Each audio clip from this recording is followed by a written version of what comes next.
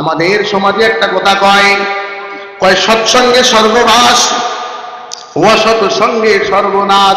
জোরে কোন কথা ঠিক কি ঠিক না? মানুষ যদি চোরের সাথে থাকে চোর হয়, ডাকাতের সাথে থাকলে ডাকাত হয়, আলেমের সাথে থাকলে আলেম হয়, জালেমের সাথে থাকলে জালেম হয়, গুনাহগারের সাথে থাকলে গুনাহগার হয়।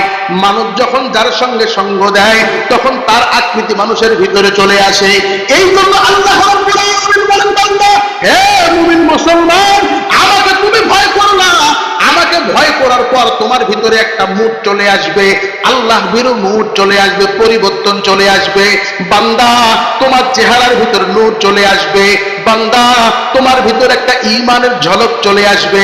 বান্দা এই ঝলক যদি ঠিক রাখতে চাও, ঈমানের উপর যদি অটল থাকতে চাও বান্দা, তাহলে তোমার এখন সাথীটাও সেরকম নির্বাচন করা লাগবে।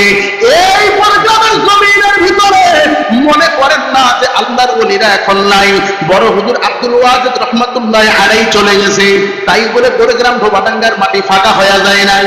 এই বড়গ্রাম ধোবাডাঙ্গায় এখনো আল্লাহর খাঁটি বুজুর্গ ব্যক্তিগণ, এখনো উলামায়ে কেরাম, এখনো এই বড়গ্রাম ধোবাডাঙ্গার জমিনে জীবিত। সুতরাং সাধারণ মুসলমান, করজোরে অনুরোধ করি রে মুসলমান, নিজের তাকদীর যদি ভালো রাখতে চাও, পরকাল যদি সুন্দর করতে চাও, ঈমানের সাথে যদি দুনিয়া ছেড়ে যেতে চাও, আল্লাহর জান্নাতের মেহমান যদি হতে চাও, বড়গ্রাম ইত্তেফাকুল উলামা, উলামায়ে কেরামের সাথে সঙ্গবদ্ধ হয়ে থাকো, বেদাতি বাতিলদের খপ্পরে পড়বা না।